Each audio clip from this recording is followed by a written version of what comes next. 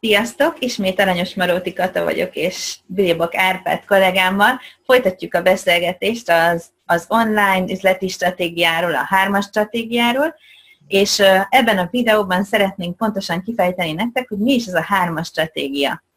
Ugye az előzőekben már kicsit beszéltünk az előzményekről, és most szeretném azzal feltenni az íre a pontot, hogy tulajdonképpen hogyan jutottunk el a 3-as stratégia harmadik pilléréhez is. Ugye megvolt az, hogy van egy termékes cég, ugye nagyon sok jó termékkel foglalkozó termékes cég létezik a kapcsolati marketing területén, és tényleg segítik az egészségmegőrzést.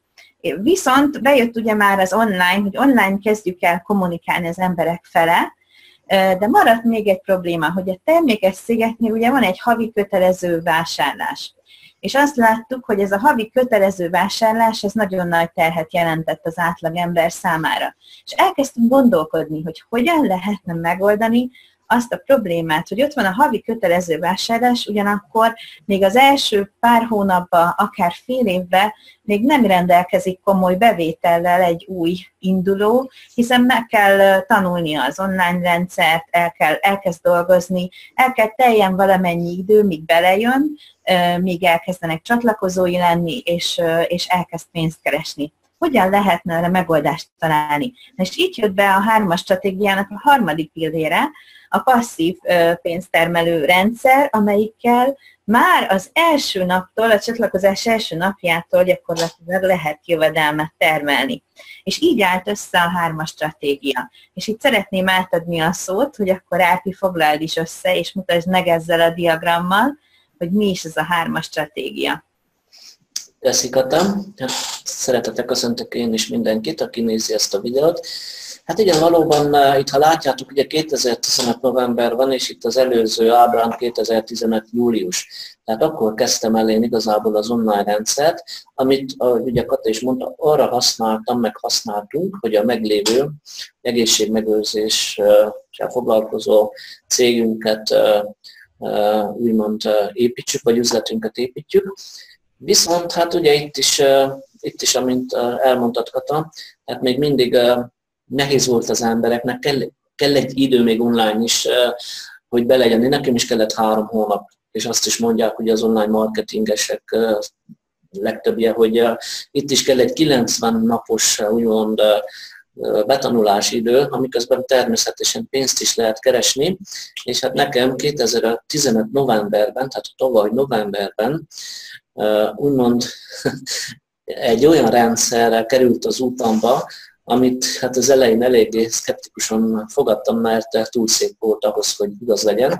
Végül most már több mint 8 hónap után bebizonyosodott, hogy nagyon-nagyon jól működik. Hát az történt, hogy már amúgy is online dolgozunk, ugye használunk egy online rendszert arra, hogy azzal építjük az egészségmegőrző üzletünket, rendszerünket, akkor miért ne használjuk ki a számítógépünk úgymond szabad kapacitását, és tegyük a számítógépünket egy passzív pénztermelő eszközzé. És ehhez találtuk meg itt a csapat, egy ilyen passzív pénztermelő rendszert, amit, hogyha megnézitek itt a százalékokat, tehát ezek a százalékok végül is a jövedelmet mutatják. Tehát itt még mindig a jövedelem legnagyobb része az egészségmegőrzésből jött, viszont ha már megnézzük a másik kettőt, ugye maga az online rendszer, az is tovább ajánlható, és maga a passzív pénz termelő rendszer, amit termelt, már a jövedelem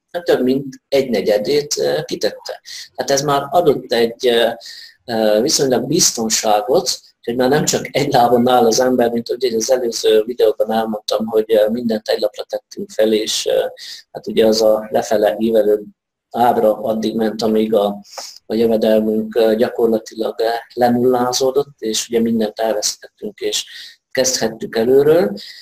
Most ezzel a trió stratégiával, vagy trió üzleti stratégiával, amely ugye létrejött tavaly novemberben, az történt, hogy tulajdonképpen 3 lábon áll az ember, tehát 3 különböző területen. És itt jó ezt kiemelni, vagyis figyelembe venni, hogy ez a trió üzleti stratégia az úgy működik, hogyha ez 3 különböző területen van.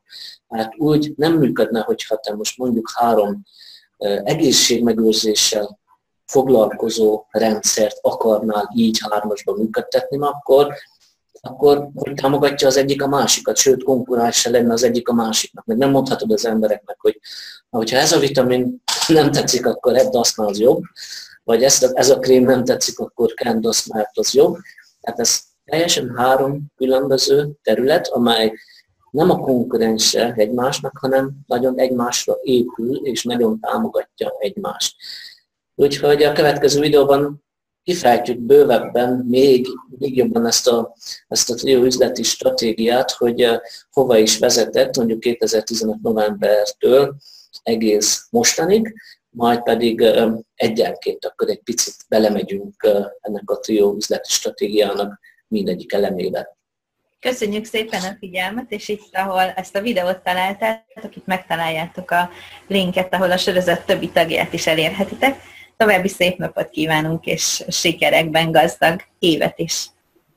Sziasztok, találkozunk a következő videóban. Hello!